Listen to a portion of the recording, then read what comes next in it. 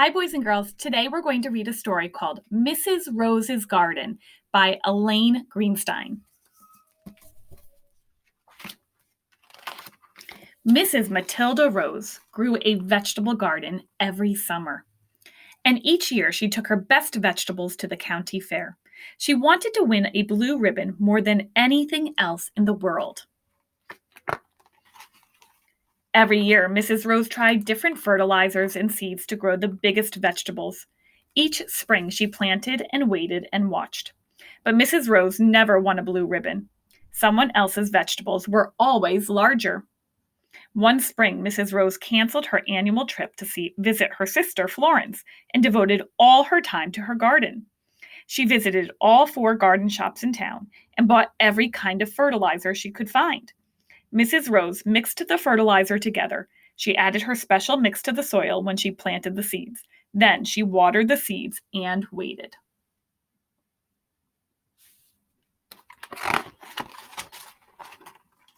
A few weeks later, the little seedlings popped up through the soil. The plants seemed to be growing a little faster and larger than usual. Mrs. Rose was delighted.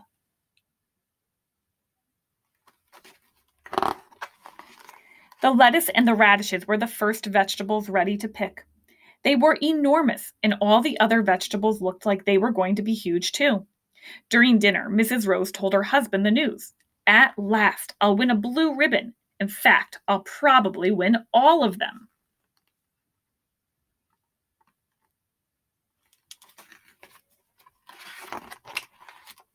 Mrs. Rose was so certain that she was going to win that she went to town and bought a new dress and hat to wear on her big day.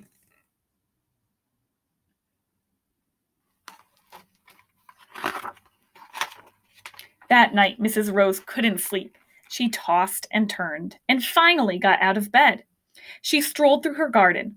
Growing these vegetables had brought her so much pleasure, it seemed a shame to pick them. She thought it would be fun to win a blue ribbon, but now she was sure to win every single one. Somehow, it didn't seem like fun anymore.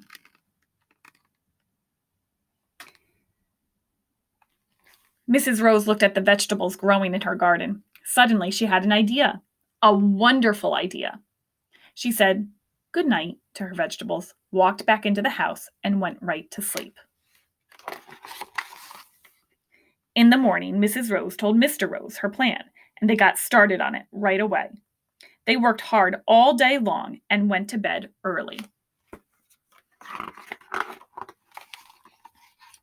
The alarm clock went off at midnight, and the Roses got up. They dressed in dark clothes, got into their car, and drove to the other side of town. They parked on the street and climbed over the fence into Hortense Splendor's garden. Very quietly, Mr. Rose dug up one of the Hortense's tomato plants and replaced it with one from their garden.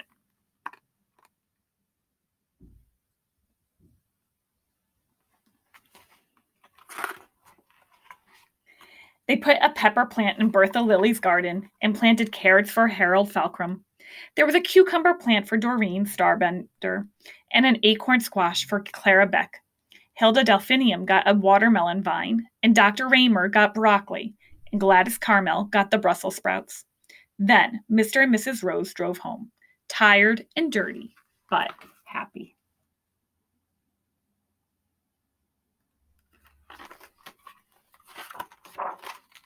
And everyone's garden grew and grew.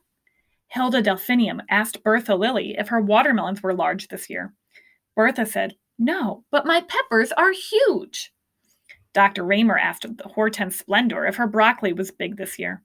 She said, "No larger than last year, but my tomatoes are gigantic." Gladys Carmel asked Mrs. Rose if her Brussels sprouts were the size of baseballs. Mrs. Rose said, "Oh my," and never answered the question. The Roses kept their secret to themselves.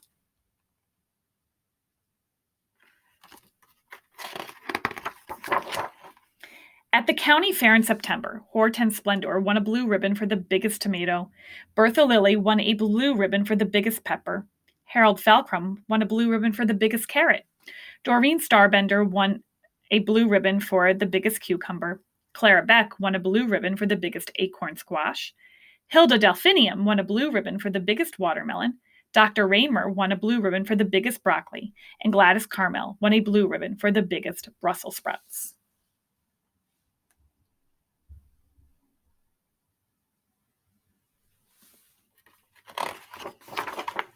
And Mrs. Rose, she won the blue ribbon for growing the biggest pumpkin ever.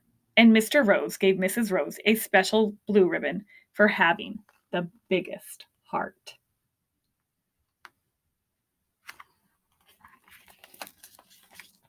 And that's Mrs. Rose's garden and her special secret. I hope you enjoyed that story.